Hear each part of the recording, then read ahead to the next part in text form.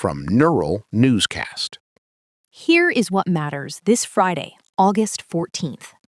From Neural Newscast, I'm Peter Rowan. And I'm Evelyn Hartwell. Our lead story follows a major development in the case of the United Healthcare CEO killing. Luigi Mangione, the 28-year-old suspect, pleaded guilty in federal court today to stalking charges related to the death of Brian Thompson. During the hearing in Manhattan, Mangione admitted to stalking Thompson and traveling to New York with a 3D printed pistol used in the December shooting. As reported by NPR, the family of Brian Thompson was in the courtroom as Mangione voiced no remorse and repeated his criticisms of the national healthcare system. While Mangione still faces state murder charges, this federal guilty plea introduces a significant legal complication for that upcoming trial. New York law includes strict double jeopardy protections that prevent a defendant from being tried twice for the same underlying acts. His defense team is expected to argue that the state murder charges should be tossed now that he's admitted to the federal crimes. State prosecutors contend their case is distinct, but the outcome of this legal maneuver could spare Mangione a longer prison sentence. This case has also drawn unusual public attention, Evelyn, through a defense fund that has reportedly raised over $1.5 million.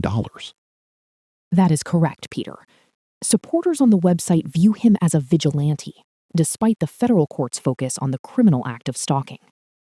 Federal prosecutors noted they have an overwhelming amount of evidence, including DNA and fingerprints found at the scene in Midtown Manhattan. Mangione will remain in federal custody until his sentencing, which is currently scheduled for December. Turning now to the global file. A legal dispute over White House construction has reached the United States Supreme Court.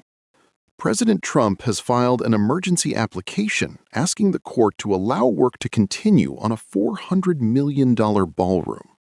The request follows an appeals court ruling that halted the project because the administration did not obtain congressional permission or public review. Solicitor General D. John Sauer argued that the ballroom is vital for national security and includes facilities like bomb shelters and medical centers. The project is currently 65% complete, and the administration claims no taxpayer money is being used because it's funded by private donations.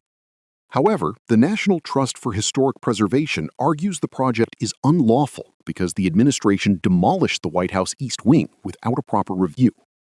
If the Supreme Court doesn't intervene, construction must stop by August 21st.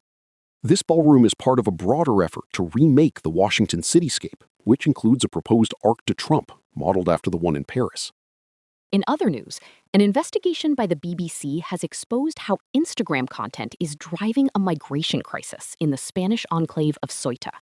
Researchers identified dozens of profiles that portray the swim from Morocco to Ceuta as safe and easy, despite recent drownings. These accounts, often using the term haraga, offer smuggling information for fees around £400 or 5,000 dirhams.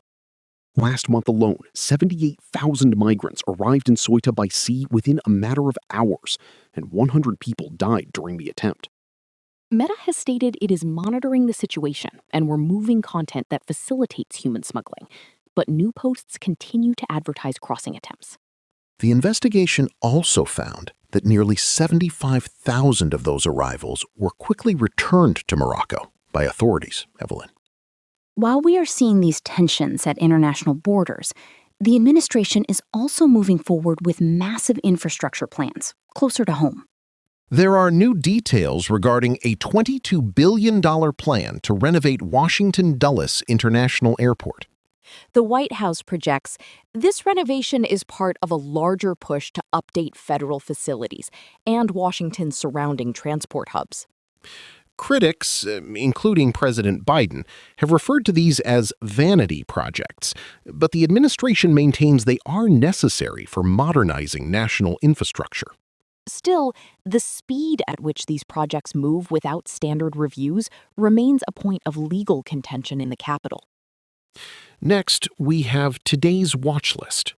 First, we are monitoring the deadline for construction on the White House ballroom. The Supreme Court has until August 21st to decide on the emergency application to keep the project moving. Second, we are watching for reports of another large-scale migrant crossing attempt into Ceuta this weekend. Social media accounts are currently advertising a coordinated attempt, which has prompted increased alerts for border authorities in Spain and Morocco. Finally, legal experts are waiting for a filing from New York state prosecutors regarding the Luigi Mangione state trial. Their response to today's federal guilty plea will determine if the September murder trial proceeds or faces a double jeopardy challenge. I'm Evelyn Hartwell.